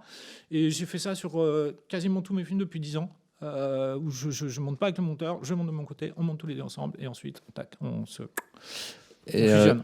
Il y a eu des scènes sur lesquelles vous avez beaucoup discuté, confronté. Ouais. Enfin, plus avec Cognard du coup qu'avec le monteur, mais enfin avec le monteur aussi, mais c'est une scène qui a demandé quand même pas mal de discussions. C'est la scène des agriculteurs où tout le monde me disait, alors elle était plus longue parce que sur la première version, d'ailleurs je crois que tu as une scène coupée au montage qui est sur le DVD, on bossait avec un super comédien qui s'appelle Sander Funtek. Sander Fundik, bien sûr, voilà. qui a joué dans Cas contraire. Exactement, et puis là qui va faire le biopic sur NTM. C'est un mec super, un super comédien, et donc il faisait le fils de ces agriculteurs, et la scène durait encore plus longtemps. Et alors, je comprends bien, alors, le propos de François, et pourquoi pas, je pense que quelque part il peut avoir raison, même si c'est pas ma raison à moi, mais il me disait voilà, c'est une scène qui est beaucoup trop longue, elle parle pas du film, tu fais une digression totale, et on en a rien à foutre, tu me coûtes tout ce bordel. Moi, j'ai dit non. Parce que moi, j'aime bien j'aime bien les digressions et j'aime bien parler de temps en temps. Tu sais pas pourquoi, tu t'arrêtes sur des personnages secondaires et tu t'arrêtes sur eux, quoi. Et même si ça te fait quelque part sortir du film, ça te prend un petit chemin de traverse parce que j'aime bien cet univers. En tout cas, dans ce film, peut-être pas, je vais pas le faire à chaque fois, mais j'avais envie de m'accrocher à un petit univers grolandais, quoi. À ce côté France profonde, un peu bobof, avec les codes un peu grolandais, quoi. Et je trouvais que cette scène, même si elle ne parlait pas en soi du personnage et du film, était pour moi, elle me faisait marrer. Cet agriculteur qui a pris sa meuf par mail order bride, qui l'a ramenée de Roumanie, machin, elle avait en dépression, tout ça. Bon, et bon, ça te met aussi l'ambiance qui est. Ça te pose aussi une ambiance qui va avec l'ambiance du film, qui est une ambiance quand même assez de malheur, un peu de choses qui se désagrègent. Et donc voilà, donc c'est une scène qui a fait quand même pas mal parler d'elle, où lui vraiment il voulait qu'on la coupe. Et donc j'ai quand même et là du coup moi j'étais pas d'accord avec tout couper, je pense qu'il aurait eu tort, mais là où il a eu raison, c'est de me la raccourcir. Alors même si la scène avec Sandor, c'est vraiment un super comédien, je la trouvais super sympa, on a raccourci cette scène, voilà. Mais sinon, non, pareil. Au montage, j'avais vraiment carte blanche et j'ai pas eu de. Ils m'ont pas emmerdé, quoi. Faut bien le dire. Et du coup, pour pouvoir, on n'a pas posé la question avant, mais quand tu as tourné en fait le reste du film en fait qui servait en fait de complément à Un ciel bleu, comment ça s'est passé pour être hyper raccord sur certaines choses? Des soucis de raccord, des choses comme ça, non? Non, ça nous faisait tous un peu peur, mais non, on a fait vachement gaffe. On a fait super gaffe. Tu vois parfois du chant contre chant, et entre le chant et contre chant, il y a 2 ans qui sont passés, quoi. Et à part le fait que Couchard, il avait arrêté de picoler. Alors, il avait arrêté de picoler entre le premier et le deuxième, donc du coup, il a perdu de ouf son bide. Ça, c'était chiant. Mais il a bouffé comme un salaud 10 jours avant et ça allait plus ou moins. Alors à la fin c'était raccord. Et puis non, sinon plein d'autres trucs qui tombaient au contraire même super bien, parce que par exemple les enfants, on les a tournés en 2015 quand ils se foutent quand la petite se met une balle, et donc là c'est des enfants, et puis en fait on les retrouve dans l'histoire 3-4 ans plus tard. Dans un flashback, mais du coup ils ont vraiment 3-4 ans de plus, quoi. Donc génial, t'as vraiment l'impression que le temps s'est passé. Mais voilà, pour nous, ça marchait très très bien, et c'était ce qu'il fallait. Donc, non, on a fait super attention à ça, à pas se faire avoir par les raccords. Et puis, j'ai l'impression que ça va, quoi. Ça marche plutôt bien, quoi. Ouais, carrément. Non, ça passe quand même. Le boulot avec la musique, comment ça se passe ?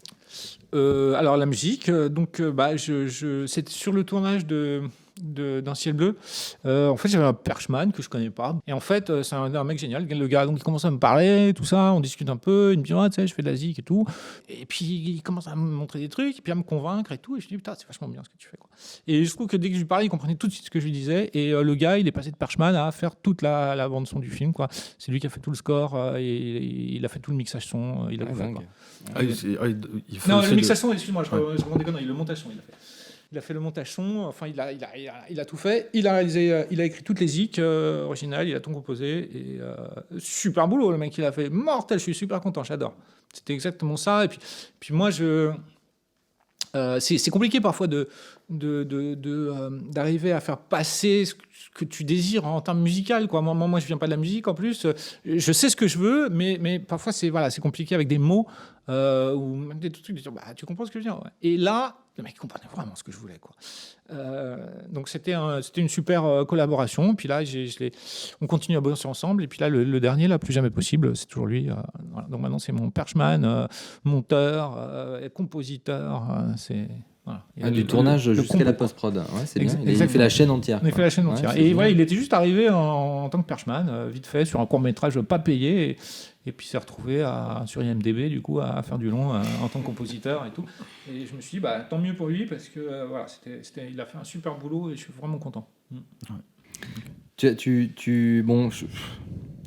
as fait des projets-tests ? Non. Non, quand j'aurais fait une projet au test et en fonction de ce que les gens m'auraient dit, j'aurais changé ou quoi, ci ou ça. L'américaine. Lol. je connaissais déjà la réponse en fait avant, mais je me suis dit, on sait jamais, je vais la poser. Non, jamais de la vie. Peut-être une surprise. Faire arracher les dents à coups de tenaille, mais jamais je ferai une chose pareille. Non, mais je comprends. Parce qu'apparemment, ça se fait des fois un petit peu ici, mais bon, ça dépend. Oui, non, mais sûrement. Mais alors moi, je suis pas appelé à toucher, tu vois, un nombre suffisant de personnes. J'aurais pu. Bon, après, la distribution, on pourrait en parler si tu veux, mais c'était vraiment de la merde. Donc, avoir fait du proto-test pour me faire chier avec ce que le public va penser de mon film, alors que finalement en salle, ils ont été 5000 à le voir. Enfin bon, ceci dit, même si ça aurait été l'inverse, je l'aurais jamais fait. Alors le film, il a une deuxième vie, que ce soit en VOD, en DVD, sur lequel il est passé rien, ça marche pas mal, mais l'exploitation en salle, elle n'a quand même pas été terrible, on peut pas le dire. Les gens qui ont vu les deux versions, est-ce qu'ils te donnent comment je pourrais tourner cette question Est-ce qu'il y a une préférence ? Est-ce qu'il y en a qui te disent ouais voilà non, enfin, généralement ils mettent pas les deux en opposition.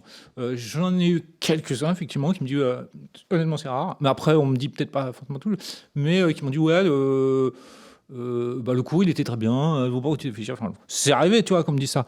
Après moi je suis pas du tout d'accord, mais ça reste quand même un cours ultra minoritaire. Je pense que les gens préfèrent le long au cours. Mais après, on est tellement nombreux que toutes les opinions sont envisageables, quoi, tu vois. Donc, si jamais tu auras une seule voix qui va dire c'est comme ça, tu détiens la vérité. Donc, oui, je pense que pour certains, le cours se suffisait à lui-même parce que c'était un cours radical, hyper dark, punchy à mort et que voilà, c'est ce qu'ils avaient envie. Et puis, pour d'autres, et encore une fois, je pense que c'est la majorité, on préférait le long parce que. Il y a plus de profondeur, il y a une clarté aussi qui vient s'ajouter, je pense, à l'obscurité de l'histoire avec cette petite Zoé qui fait son apparition dans le long. Voilà, je pense que la relation frère-sœur aussi est plus complexe, plus ambiguë. Et puis moi, personnellement, j'aime beaucoup l'inversion des pouvoirs qui s'effectue en fait à la fin, ce qui fait complètement changer le personnage incarné par Mélanie Gaydos, puisque dans le court-métrage, c'est un personnage qui subit complètement les choses, alors que dans le long, c'est un parcours, justement, c'est un parcours où elle subit, mais pour finalement reprendre le contrôle de sa vie, et prendre le pas sur la dominance de son frère Et c'est elle qui va devenir... Les rôles s'inversent. Justement, voilà, les rôles Ouais, s'inversent. Donc, ouais. donc je trouve ça vraiment, pour ma part en tout cas, voilà, plus intéressant. Et en termes de relations, de rapports entre les personnages principaux, voilà, je les trouve plus forts, quoi. Donc, et en plus, on peut pas me reprocher de me dire, bon bah voilà, ton cours il a bien marché, donc tu as voulu faire un petit coup, tu as étiré un peu le truc, et puis du coup tu en as fait un long. C'était vraiment pas ça. Parce que dès le départ, moi j'avais mon histoire et mon propos, mon intérêt, c'était d'en faire un long métrage. Donc j'ai pas surfé sur la vague en me disant bah tiens, bonne idée, on va essayer de continuer un peu le truc et on va en faire un long en l'étendant d'une façon artificielle. Moi ça a été plutôt un supplice de devoir couper pour arriver au cours, tu vois. C'était vraiment une censure que je me suis auto-infligée. Donc là j'ai pu remettre l'œuvre dans sa forme de pensée originale, quoi. Alors, on va parler un peu de la sortie du film. Donc, tu as eu 7 salles en tout et pour tout. Ouais. Toutes en France. Qu'est-ce que tu peux nous dire par rapport à ça ? Bah, que c'est scandaleux, quoi. C'est vraiment c'est n'importe quoi. Je remets pas en cause. Je dis pas que c'est n'importe quoi en disant regarde le film génial que j'ai fait, je mérite un truc. C'est pas ça. C'est n'importe quoi parce que le boulot n'est absolument pas fait ni par les exploitants de salles ni par les distributeurs qui sont véritablement en train de tuer le cinéma. Ils en ont rien à foutre. Ces mecs, c'est du business pur et dur, quoi. Il n'y a plus de choix cinématographique. On parle de la diversité du cinéma français, mais mon cul, il n'y a aucune diversité du cinéma français. Alors certes, il y a des films qui se font en France, mais c'est des films uniquement qui sont faits à quelques petits renforts de subventions, mais dont tu n'entends jamais parler. Ils n'existent pas, ces films, en fait. Moi, je suis allé faire un tour hier sur Universiné, le site de VOD, et je regardais les films français, mais 99% de ces films français, et dont certains très très bons, j'en ai jamais entendu parler, en fait. Jamais. Donc c'est des conneries de dire que le cinéma français est diversifié. En France, il n'y a vraiment plus rien d'autre, plus rien que de la comédie, c'est tout. C'est les campings, les Dubosc, la merde absolue, quoi, qu'on nous fait bouffer. Ça doit être calibré pour être diffusé en prime time sur TF1 pour vendre de la lessive et de la purée, quoi. Donc, c'est vraiment, je trouve qu'on vit dans une période catastrophique pour le cinéma, pour la diversité. La prise de risque, elle n'existe absolument plus. Tout est standardisé, tout est uniformisé. Ça laisse une autoroute gigantesque à Netflix, évidemment.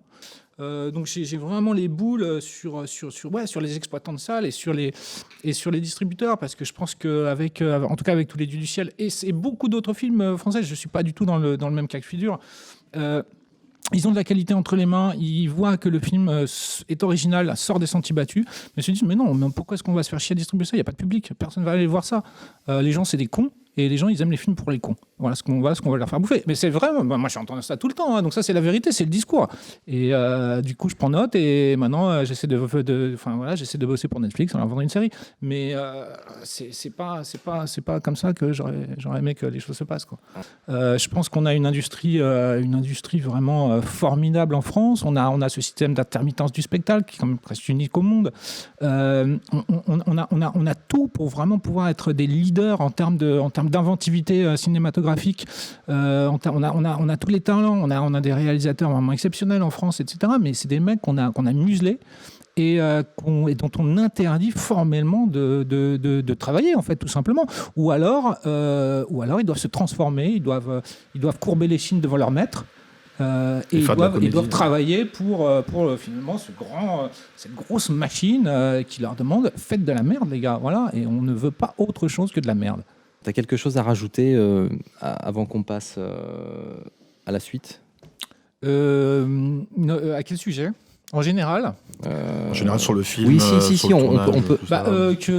ma déception, et on peut la ressentir, hein, effectivement. Voilà, c'est un peu la distribution du film qui m'a quand même, tu vois, je l'ai vu en travers de la gorge, hein, sévère.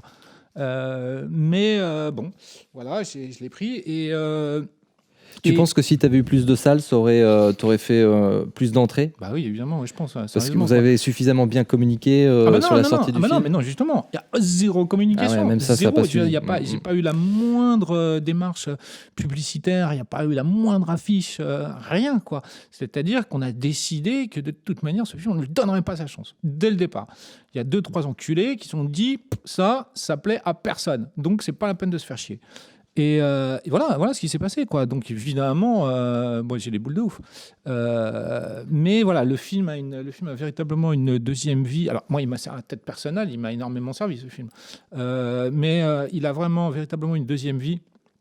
En VOD, je sais que le package, le combo coffret collector, un DVD Blu-ray, c'est très bien vendu. Je sais que ça a bien marché sur Canal. Voilà. Donc il y a vraiment une deuxième vie. Il y a pas mal de blogs ou de forums, tu vois, qui parlent du film et tout. Donc voilà.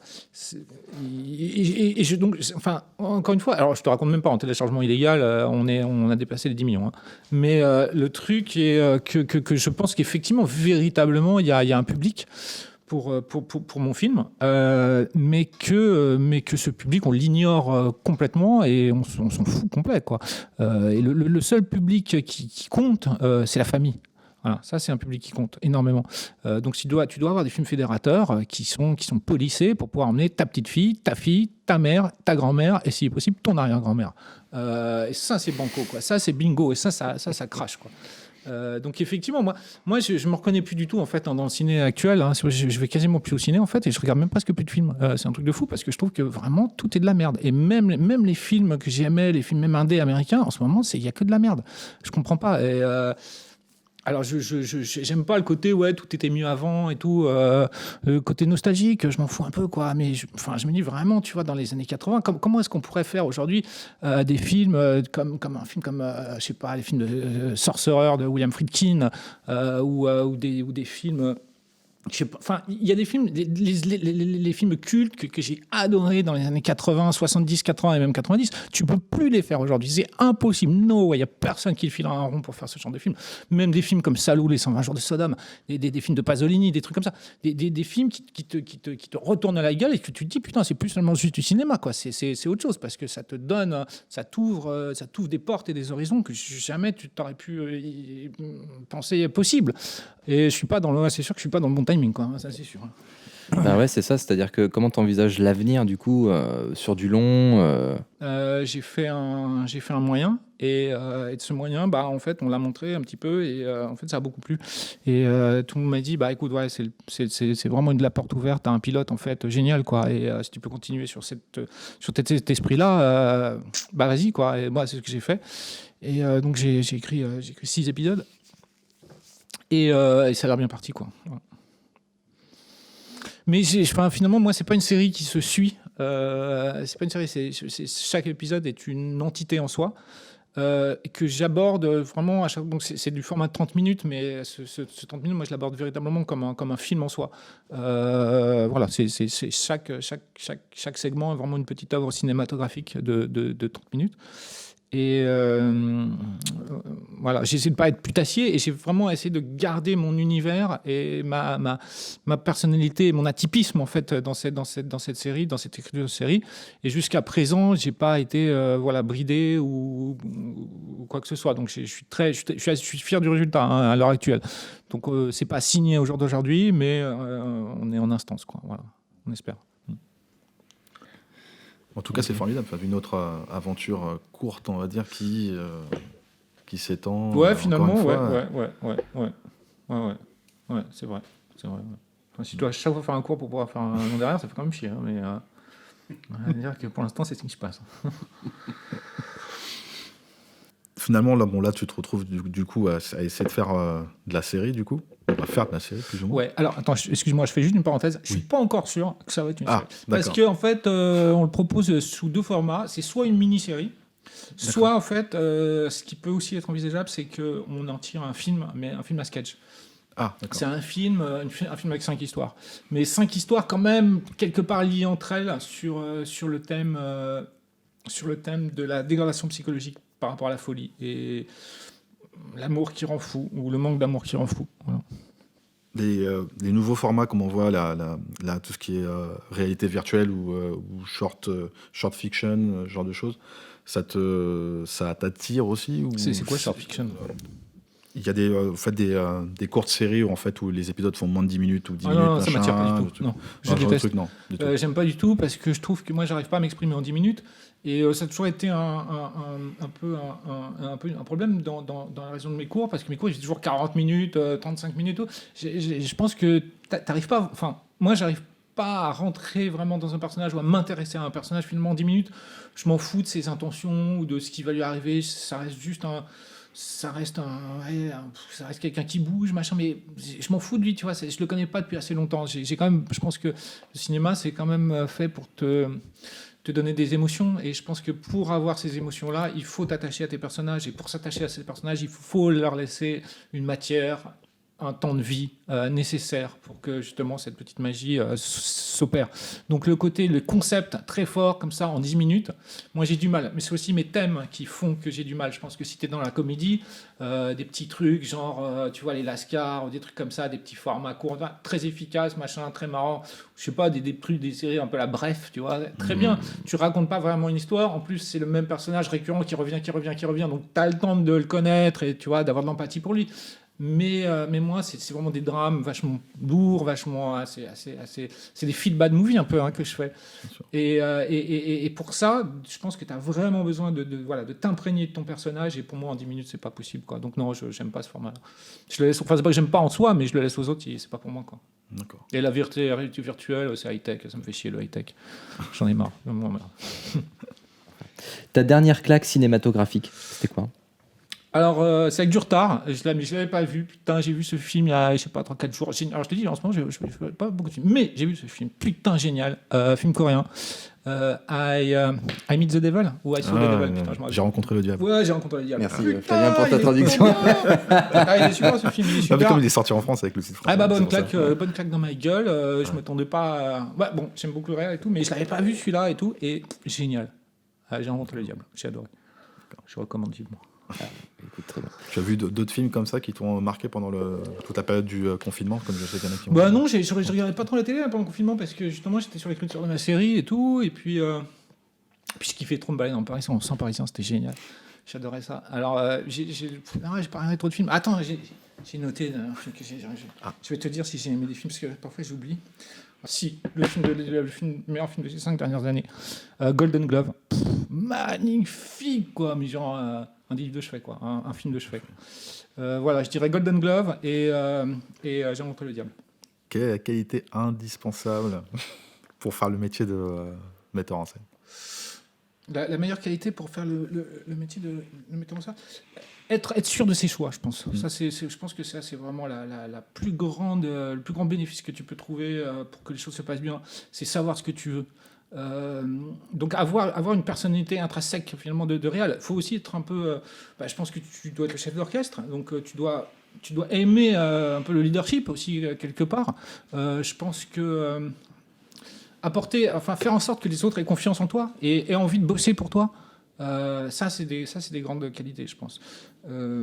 Voilà. Après, surtout, je pense que ça c'est un peu sur du côté orbital, mais intrinsèquement c'est avoir des trucs à dire, quoi, tout simplement, et pas juste vouloir être réel parce que réel c'est cool ou le ciné c'est cool. Et beaucoup quand même font ça, quoi, parce que c'est cool, que ça a l'air sympa, mais qu'en fait c'est pas forcément donné à tout le monde d'avoir des trucs à dire, quoi, et d'avoir finalement un univers propre, quoi. Et je pense que c'est ça la plus grande qualité pour un réalisateur, c'est l'unicité finalement, c'est d'être unique et de se dire ce que toi t'as en tête, ce que toi tu peux raconter, l'autre il aura pas cette vision là, il aura la sienne mais pas la tienne.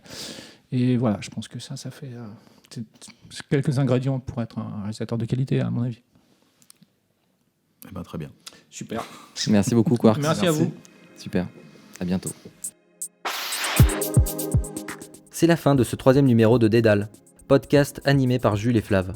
Merci pour votre écoute, nous espérons que vous avez passé un bon moment en notre compagnie. Retrouvez tout un tas de liens dans la description. Pour nous soutenir, nous vous invitons à vous abonner sur YouTube, SoundCloud, Spotify, Apple Podcast. Retrouvez-nous sur Instagram, Twitter et Facebook. À très bientôt pour un prochain épisode de Dédale.